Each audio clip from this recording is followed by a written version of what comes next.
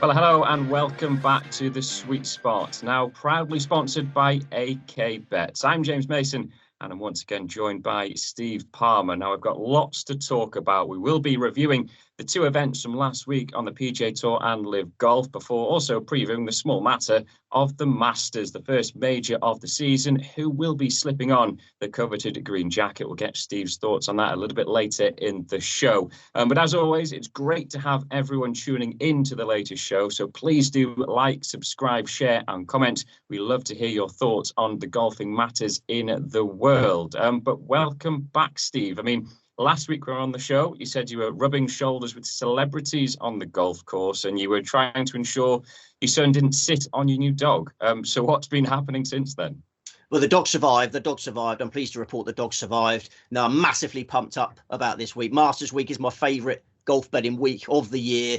Delighted to have AK Bets as our new sponsor. This is an intrepid, independent bookmaker. Big prices, big limits is their motto. And these are the sort of bookies that we need more than ever these days. It's not just about finding the winners these days, James. It's about finding somewhere to get your bet on.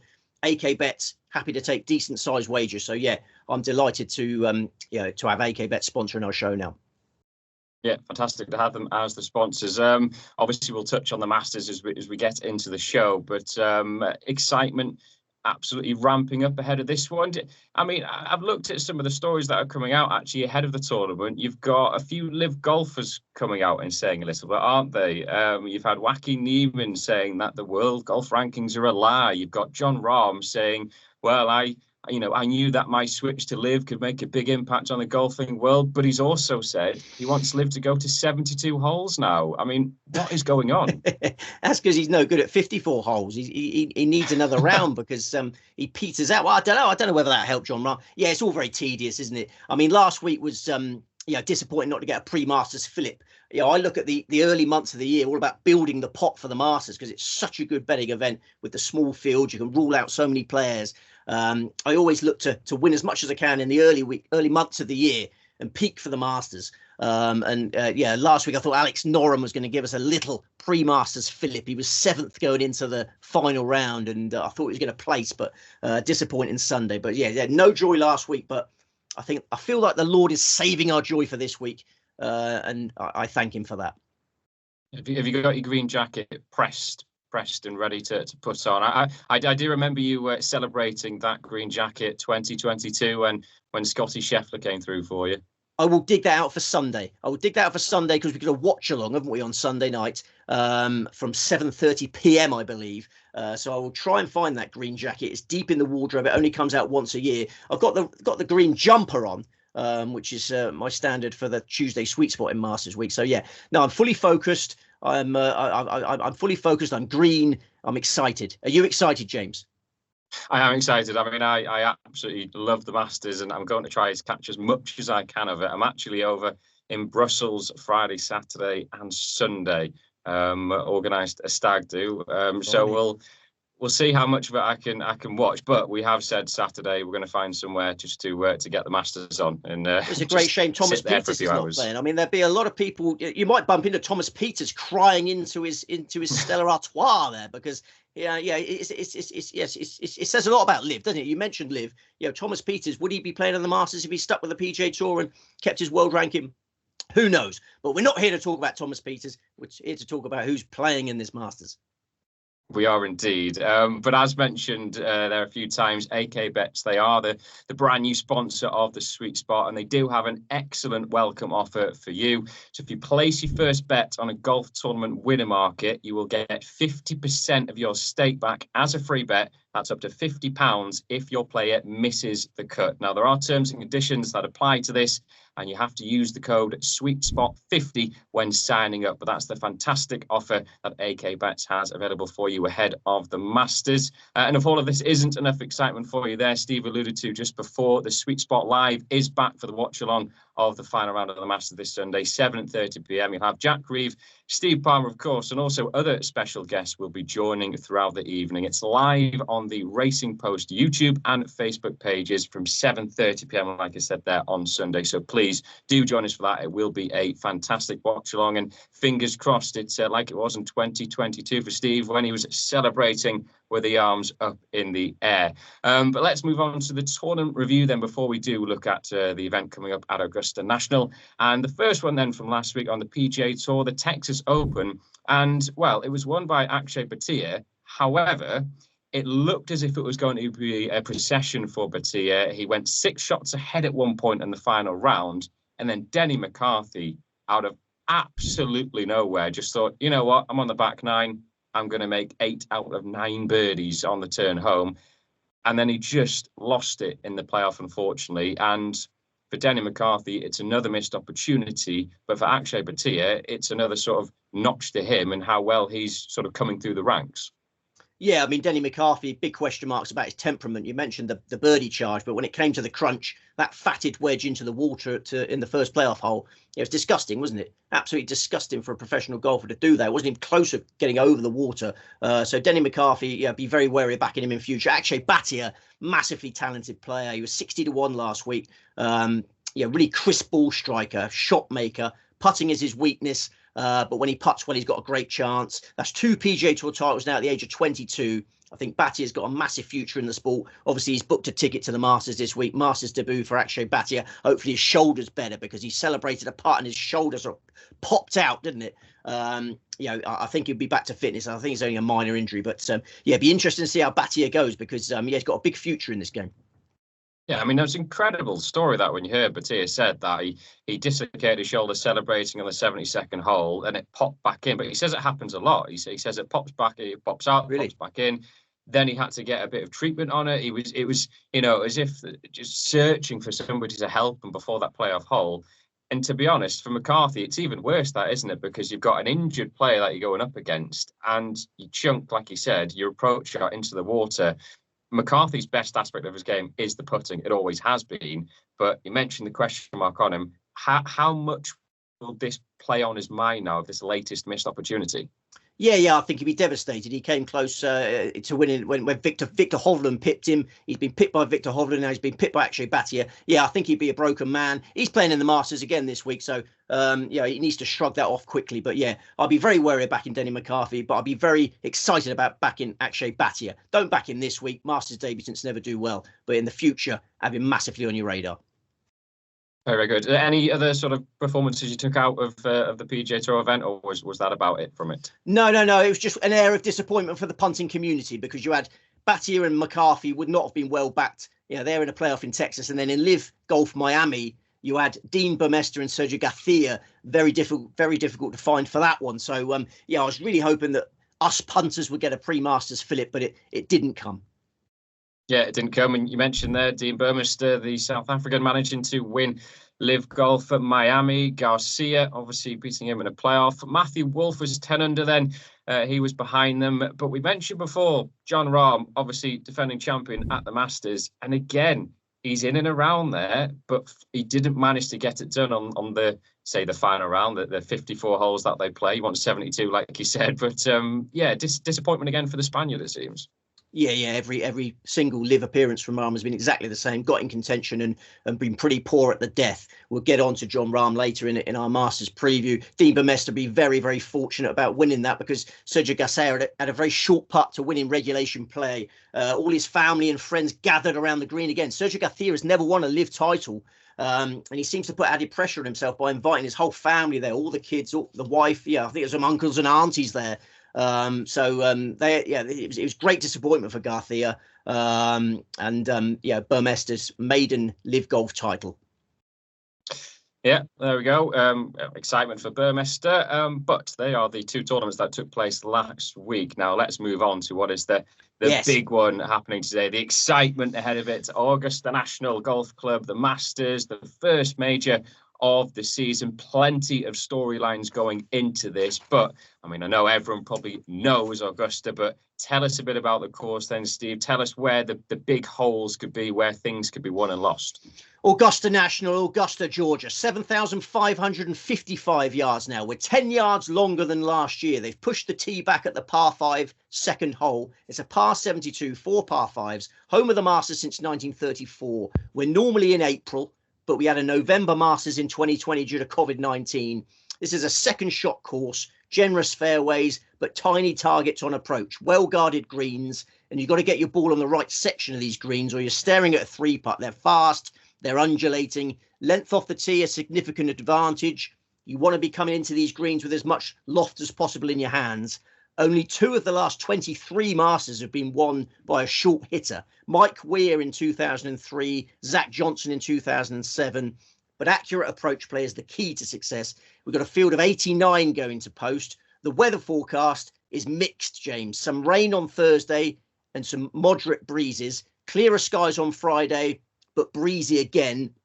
But then a sunny, calm weekend. So excited about the weekend play. We're going to see loads of birdies at the weekend.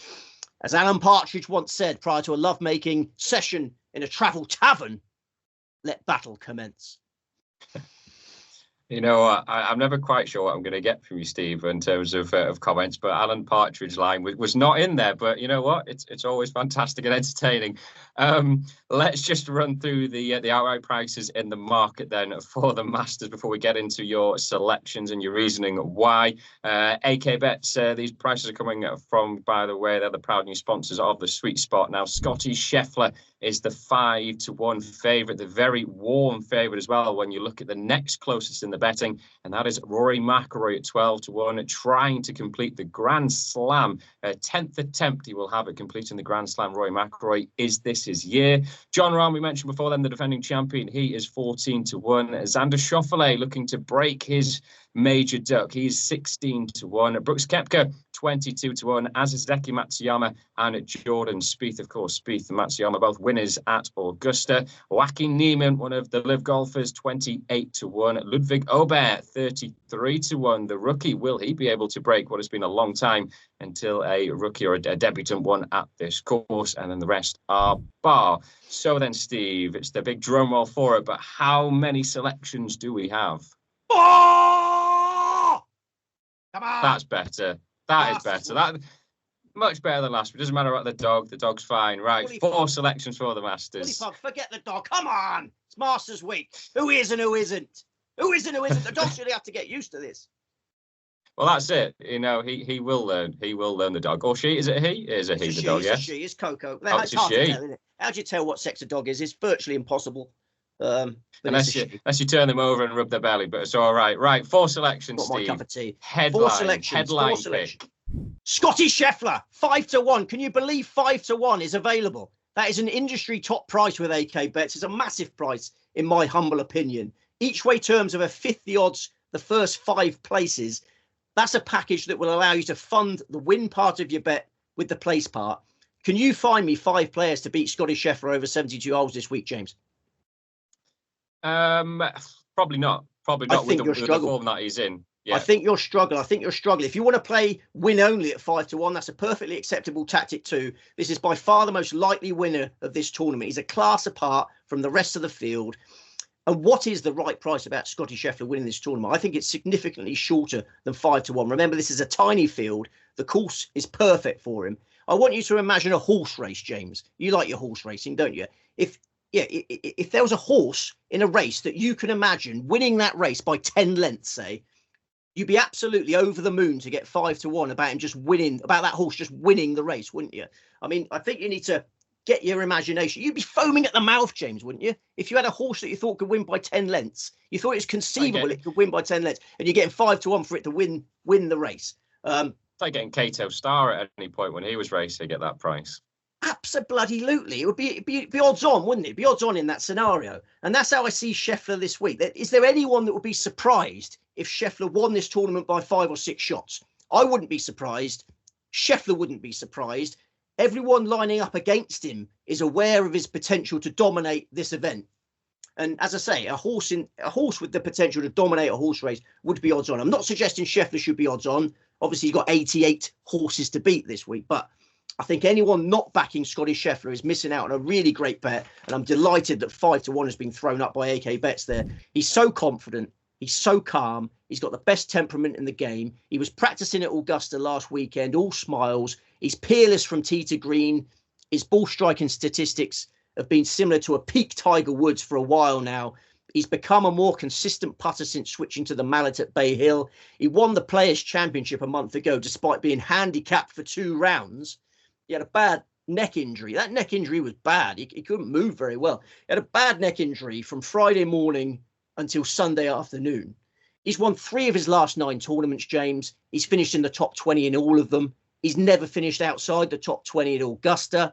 He won the Masters comfortably 2 years ago. He's got the best caddy. It's just not fair. Not only is he the best player, he's got the best caddy, because Ted Scott has been a Masters winning caddy 3 times. Ted Scott got Bubba Watson to win 2 Masters. And then he won one with Scheffler. Scheffler and Scott is such a great alliance. They hardly ever make any serious course management errors. He's first on the PGA Tour for strokes gained on approach, the key stat this week. He's first for greens and regulation. And the icing on the cake, James. The icing on this cake is that the late early side of the draw seems set to get slightly better conditions. Thursday morning looks like being tougher than Friday morning. The Masters Committee always fill those last few groups with star quality, don't they? It sort of builds. Thursday nearly always builds. You have to wait so long for all the best players to come out. I'd be staggered if Scotty Scheffler isn't out late. So I think he's going to get even a slightly better draw. He's actually going to get a slight draw bias in his favour, I think. In my humble opinion, this will not be beaten.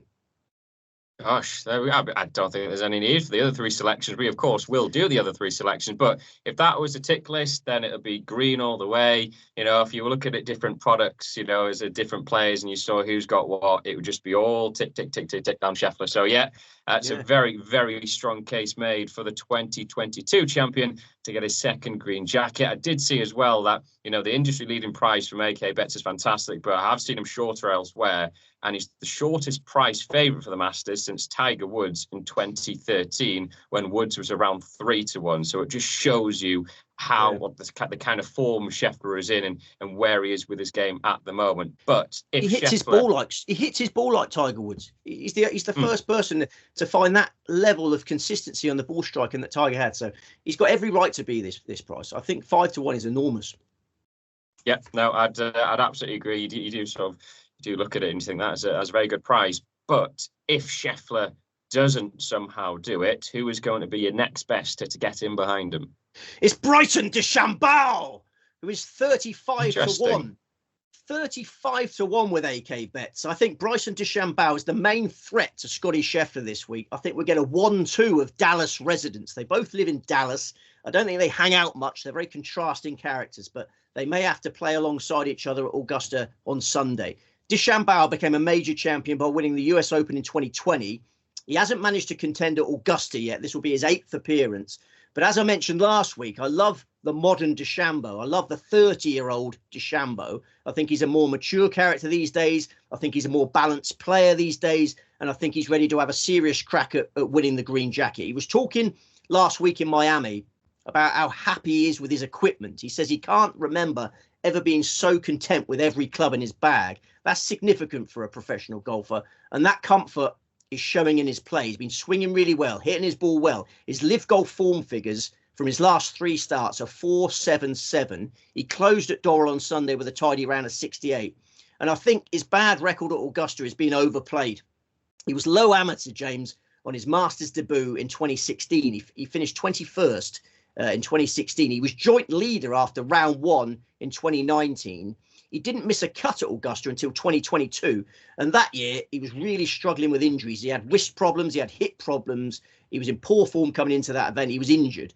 So huge excuses for the 2022 failure. He missed the cut again last year. It was only by a shot. He arrived in poor form. This time, a completely different animal coming to Augusta. In the last 12 months, he's got himself healthy. He's got himself back to his best. He nearly won Live Andalucía in July. Then he won Live Greenbrier by 6 shots in August. He carded a Sunday 58. Then he won Live Chicago in September. Don't forget, he finished 4th in the USPGA last year. Yeah, this is an elite golfer we're talking about here. He's won as many PGA Tour titles as Scotty Scheffler. It's easy to forget how good Bryson DeChambeau is. I think he's being too easily dismissed this week. I think he's a massive runner. Yeah, no, it's a big case about DeChambeau, isn't, like you said, he's gone less about so much power, and like he's lost some of the bulk, like we said last week as well. So he looks like a fitter. You know, he's stripped a bit better for this one. And in case I've missed something, but does he still have the clubs, his irons, which are all the same? Yeah, they're all like 7-iron length or something like that. He does. But I would urge you to go back and look at the 2016 Masters and look at the pictures of him in the 2016 Masters when he finished 21st and played really well. He's thin, he's lean, he didn't always that with the cap on when he used to have the flat cap.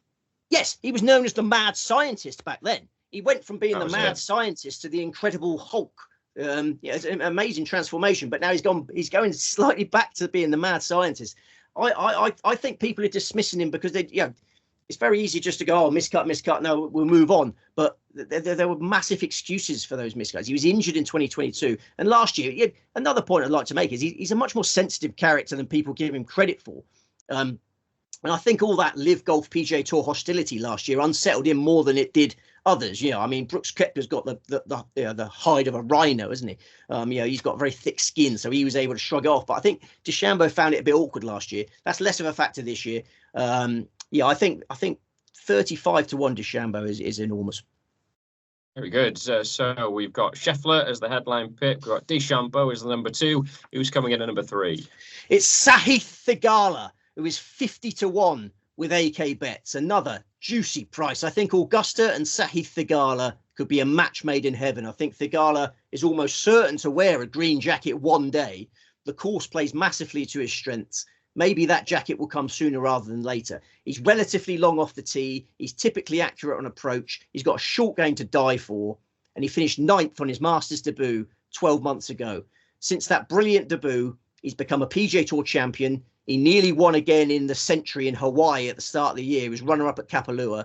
And his form figures from his last 6 tournaments show a lovely Masters build-up. 25, 37, 6, 9, 28. He was the best putter in the field at Sawgrass, and then his ball striking was magnificent last time out in the Houston Open. He could put it all together in the Masters. I think you get a great run for your money off Theegala this week. Very good. I have to say, that was probably not a name I was expecting to crop up, but there's so much quality in this star-studded field. That's Theegala. Looks like a big price and a good argument there. 4th and final selection then. What's rounding us off? It's Sepp Straka, who is 225 to 1 with AK Bets. The best outsider in the field for me. He's lived in Georgia since he was 14. He's teeing up in his adopted home state this week. He's got Masters form figures of 30, 46. So he's serving his Augusta apprenticeship well.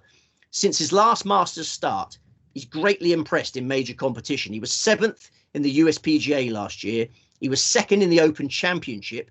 Then he played his part in a victorious European Ryder Cup side. So his career has been elevated hugely since the last Masters. He was 2nd behind Scotty Scheffler in the Hero World Challenge in December. Another great performance. Then he became a father just before Christmas, and a quiet spell has followed that. Baby Leo, his son Baby Leo, has become the focus. But there have been signs in recent weeks that Straka Sr. is getting his act together again. He's knuckling down again. He was 3rd for greens in regulation in the Players' Championship a month ago. His swing is back in good condition. He's getting back in a groove. He could be peaking in time to shock the world and win the Masters. 225 to 1 is an enormous price about Sepp Straka. You'll remember Danny Willett. Are you a Yorkshireman, James? Yeah. You're a proud Yorkshireman. You're not proud, oh yeah. Well, no, I'm from. You're a northerner. You're from. Yeah, true. Northumberland, a true northerner. A true northerner. Well, Danny Willett, you must remember Danny Willett in 2016. Shock winner of the Masters soon after becoming a father. The nappy factor we often talk about on this podcast struck that year. I think a similar story could unfold for Sepp Straka. Don't rule out Sepp Straka. Again, I remember Willett definitely because I, as always around that time, had Lee Westwood for the Masters. And seem to remember Westwood chipped in off the back of the par 5 for an eagle or birdie, I think it was, to get himself right up there. And then the next hole he bogeyed it. And you thought, that's classically Westwood. Yeah, it was a dramatic finish, wasn't it? Dramatic finish. I can't lose any money, though, on Lee Westwood because he's not in the field. So that's it. Okay. No. That's not somebody I have to look at, thankfully. But those are the 4 selections you got for anyway. Sepp Straka rounding the 4th and final one. Let's just look at some of the players then towards the top of the market that you have decided to not go for. And obviously the big one here is Rory McIlroy, 12-1 with AK bets. What's putting you off? Because you mentioned the strokes gained approach was a reasoning for Scottie Scheffler. That's when McIlroy did really well last week in the Texas Open, wasn't it? He was 3rd in strokes gained approach. So the chat he had with Butch Harmon, he mentioned, seems to have maybe helped to swing a little bit. But is there just something that's niggling at you with him? He'll be delighted with his approach play stats last week. Yeah, he may have timed that well. It had been rubbish for a while, and then it came back last week. I wouldn't credit Butch Harmon with that. Butch Harmon's just a sort of psychological impact on players now. He hardly says anything. It's like when I used to be assistant professional at Cane Down Golf Course, and I had to step in and do some lessons. If you just say, back and through, you can get away with doing a lesson. £25 back and through, well done, £25. I think Butch is more of a, he gets players in the right mindset. He makes them feel 10 feet tall. So I don't think it was a technical aspect of that chat with Harmon. But yeah, Rory would be pleased with that. But I just can't see it happening. I just can't see it happening. I can see Scheffler winning by 6 shots. I can't see McIlroy holding it together down the stretch. I mean, he was in such good form coming to Augusta last year, James. Rewind 12 months. He was in brilliant form. His approach play had been excellent for months. I mean, you mentioned last week's approach play, but coming into last year's Masters, I was so excited for Rory because his approach play had been building and looked so tight. He was saying the right things. He seemed in better shape mentally last year than ever before. It looked like the moment had finally come. Then he carded a Friday 77, missed the cut by 2 shots. I mean, I fancied him much more last year than this year. The weight of history on McIlroy's shoulders every time he sets foot at Augusta National. He's actually delaying his arrival this time. He's tried everything, isn't he? He's not turning up until Tuesday afternoon, and then he's skipping the par 3 competition for the first time. So he's changing his tactics, but I still think he'll be full attention on the first tee on Thursday. Completing the career Grand Slam is such a huge psychological hurdle to jump. Can you see him holding it together down the stretch on Sunday with a chance? It's tough because there's certain bits about McIlroy going into it that I do like, and I actually mentioned last year you thought mentally he was in a really good position, but I was slightly different last year because of the live conflict and how fractious it was, and also there's one moment where he decided to don a microphone, didn't he, on the 9th hole last year, and do the interview while he's playing the hole, and all I was thinking is, where's your head at? Why on earth are you talking to somebody and telling players, like telling the public how you're hitting a shot when you're chipping up to the 9th hole in one of the biggest events in golf? For me, he wasn't quite there mentally last year. I do quite like him coming into this one, but again, it's that hurdle of the Grand Slam. That's the one, isn't it? I mean, there's only 5 players to do the modern Grand Slam. To join that would be fantastic. He's trying to do something that no one has really done. I mean, Gene Sarazen completed the career Grand Slam at Augusta in 1935, but that was only the second Masters. The Masters was not a big deal in 1935. So I would say he'd be the first player to complete the Grand Slam at the proper Masters, if you know what I mean. I mean, there's more fanfare about it now. Social media is all over it. I mean, I think he's trying to achieve something that no one has essentially done. And remember, he hasn't won a major for 10 years, or almost 10 years. I feel that he needs to win one of the other majors to end that drought, to end the majors drought, get one monkey off his back. He's got 2 monkeys on his back at the moment, James. You can't swing a golf club with 2 monkeys on your back. The pesky things, aren't they? Oh, they get everywhere, don't they? But I think if he gets one of those monkeys off his back and wins another major, I think he'd probably win the USPGA. I'll come on to our majors acca later.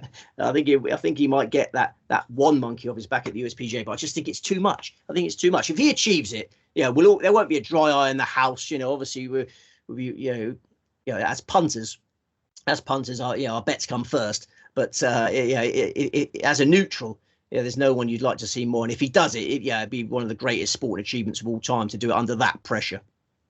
Yeah, no, I'd absolutely agree. So just veering away from McIlroy then in the market, Jon Rahm, 14-1 with AK bets. Is he just a little bit undercooked? The preparation's not as good as it was when he won? Well, yes, for starters, he hasn't competed the week before the Masters since 2017. So we know his preference before the Masters is to have a week off. Well, obviously, he signed for LIV. He was obliged to play LIV Miami last week. His build-up to this Masters is different to his build-up for any other Masters that he's played in. I think that in itself is unsettling him. Yeah, there's been lots of comments. You can tell Rahm is missing these big events that he used to play in. You know, he seemed particularly gutted about missing Riviera. He often brings up all these tournaments that he's missing. I think he's unsettled by this build-up. He doesn't know whether it will impact negatively on his majors performance, but he knows there's a chance that it might well do. He hasn't looked happy on the LIV circuit all year. I mean, I probably watch more LIV golf than anybody on the planet, James, which I know is nothing to be proud of.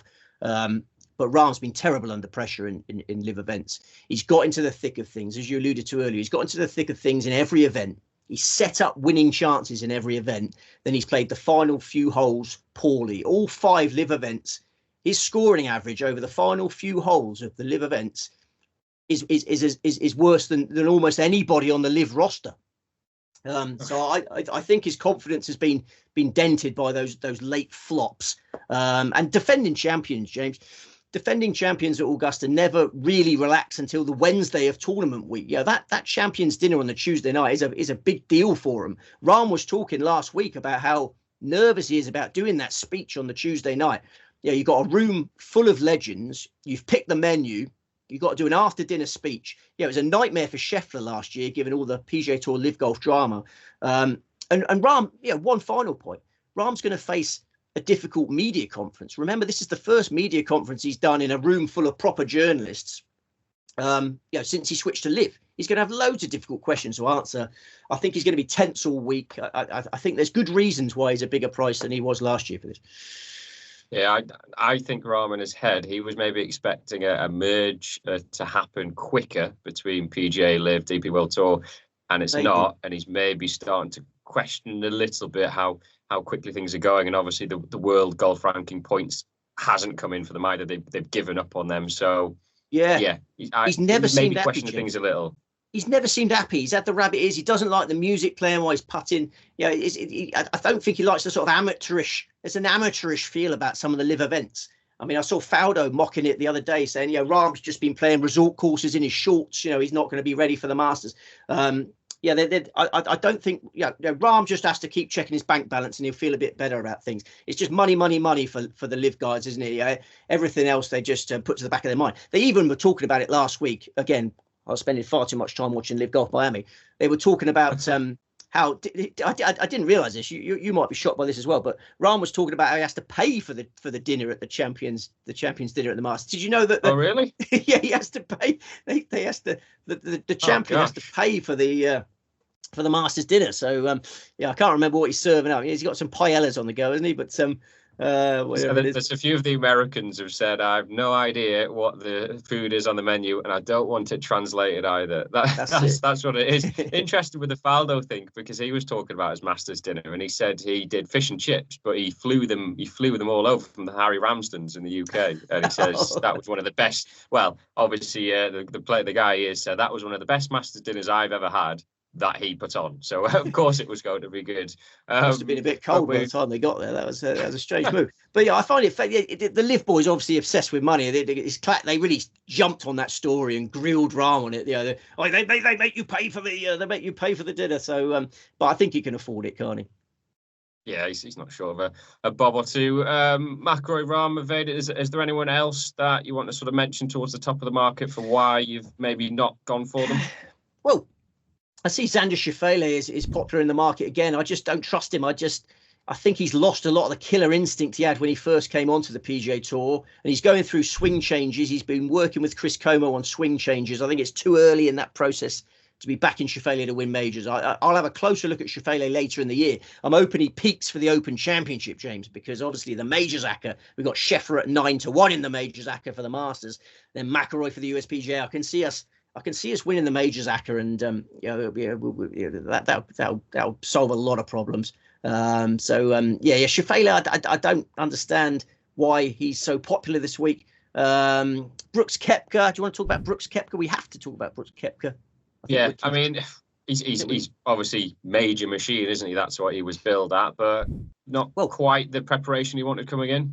He's the king of modern majors, isn't he? He's the best player of his generation in terms of majors. I mean, Rory McIlroy is in the Full Swing episodes, those Netflix Full Swing episodes. You could see how gutted Rory McIlroy was when Koepka got that 5th major, because Koepka is now the undisputed best player of the 30-something generation. He's a year younger than McIlroy is Brooks Koepka.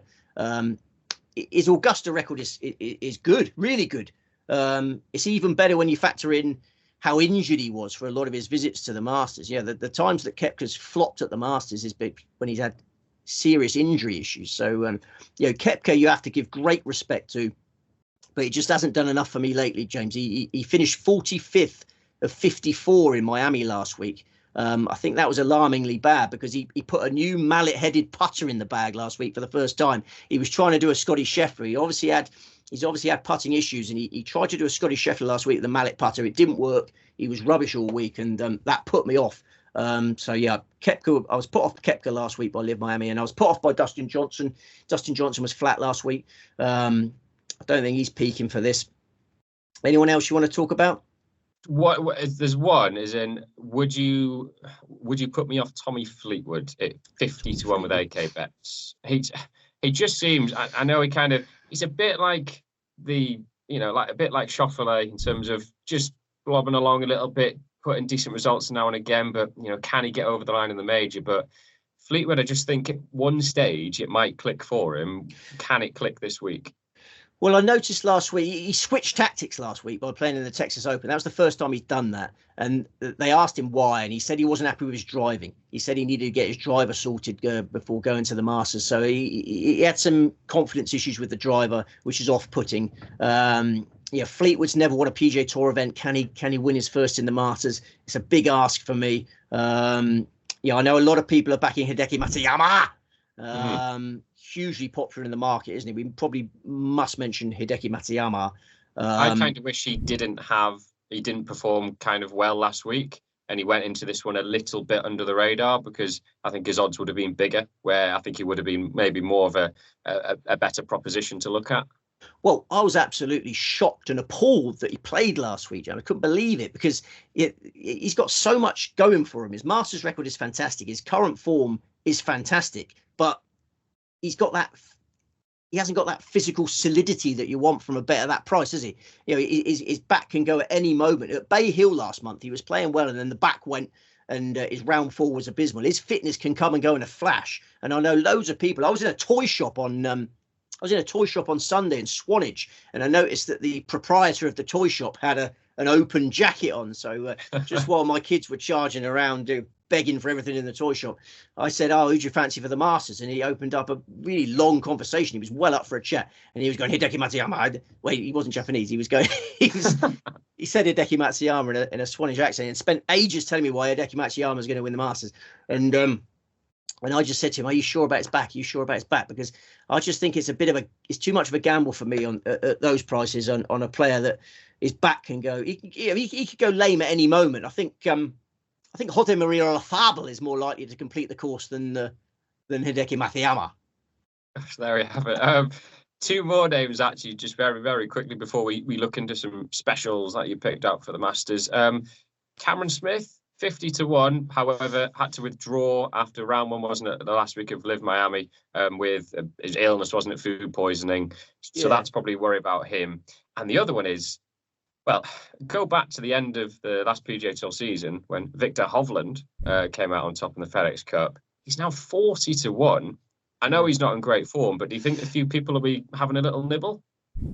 Yeah, I think so. Yeah, I know some people are having a little nibble. So I was in a betting shop yesterday, and I heard someone come in and have a little nibble on Victor Hovland, and I felt like saying, Do you know about his switch to a new coach and his swing issues? And yeah, I've been so disappointed with Victor Hovland. He's one of my favourite players, and yeah, I think changing coach after becoming FedEx Cup champion was such a crazy thing to do.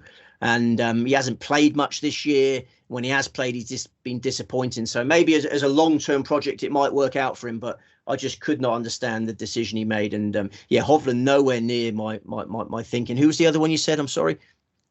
Cameron Smith. Oh, Cameron Smith. Yeah, I mean, it was food poisoning last week, so you assume food poisoning will clear up unless it was a particularly bad dose of the runs. I would imagine he'll be all right for the Masters, but I think he's just lost his competitive edge. I mean, we're talking about the effect that Liv has had on Rahm, and his preparation is not, perhaps not as sharp as he'd like to be going into the Masters. Smith's been on the Liv circuit for much longer, and I just get an air that he's losing his competitive edge. And yeah, he was so disappointing in that playoff when we were on him in Liv Hong Kong. Hit a terrible approach from a prime position in the fairway. So yeah, I've got no confidence in Cam Smith. He's obviously got the tools for Augusta, but I just think I think he's lost his edge. So I mean, Jordan Spieth, we can't really go into the Masters without mentioning him here. That would probably be the last name we should mention. Jordan Spieth, you have to fear Jordan Spieth because he loves Augusta. Augusta loves him. I just think he's got one or two card busters in him. You mentioned the one that Willett won. There was a card buster there, wasn't there? I think he's got some card busters. I just don't think he's quite playing well enough to win this, but I do fear him. And then Wackham Neiman, I promise you that was the last one I was going to mention, but come on, it's Masters Week and we're all up for it. Who is and who isn't? Wackham Neiman, 0 top 10s in 19 major starts. I mean, his major record is not good enough for me to play him at those prices. I mean, I think Neiman and Spieth are a tad on the short side. Very good. Well, we've talked through enough in the outright market. We've got to draw a line somewhere. We've got we've got work to do, haven't we? But yeah, got lives to lead. Let's move away from the outright market and let's go to some of the specials that you picked out for the Masters. Then, Steve, what's caught your eye going into it? I'll give you four specials. The first one that caught my eye when I was looking at AK Bet's website earlier was winning score to be -10 or -11. -10 or -11 is 9-2 with AK Bets, and we got plenty of wind in the forecast over the first 2 days. I don't think there'd be many birdies around on Thursday or Friday. We've got some heavy rain on Thursday morning. I can see something like 3 under par leading on Saturday morning. And then I think the scoring will improve greatly over the weekend, and then they get to double figures. So yeah, -10 or -11, 9-2 with AK Bets. And then at a shorter price, I'm really interested in the top amateur market this year, because I think the top amateur market is a 2-runner race for me, and I'm going for Christo Lamprecht at 2-1 with AK Bets. Yeah, a beast of a player. You immediately know who I'm talking about, don't you? Because he was low amateur in the Open Championship, wasn't it? When he absolutely smashed it one round, and then pressure got to him a bit and fell away. But he still won the medal. He was low amateur, and he's based in Georgia, James. He's based in Georgia. He goes to college in Georgia. I think he's going to be low amateur in this as well as low amateur in last year's Open. Power's of great advantage in the Masters, isn't it, on the par fives? And Lamprecht, one of the biggest hitters in the world already. And as I say, I think it's between Lamprecht and Stuart Hagestad, fascinating runner. He qualifies he's qualified for many a Masters through winning that US mid-amateur event. He's got lots of Augusta experience. I mean, you could back Lamprecht and Hagestad. I cannot see any of the other amateurs getting involved in this. So that was my second tops bet. And then I've got some bigger prices for you. There we go. This is what I like. This is those big prices out. This is what you like. Sepp Straka, top European. Yeah, we've already talked about Sepp Straka. Top European, 40-1 with AK Bets. Yeah, this is a less ambitious way of supporting a player who I think is going to make a mockery of his odds this week. You've got Rory McIlroy and Jon Rahm, short prices in that market. Straka's much better value. He's capable of beating both of those guys. So that's the biggest price special I've got for you. And then the final one is the winning margin to be 6 shots or more, which is 12-1 with AK Bets. I can see Scotty Scheffler going clear in this event if he putts well. If Scheffler putts well, this could be a cakewalk. I think there's some juice in that 12-1 because, due to the majesty of Scotty Scheffler. You're not going to be surprised if he wins this tournament by 6 shots or more. No jaws are going to be hitting the floor. So I think that's entirely feasible 12-1 chance.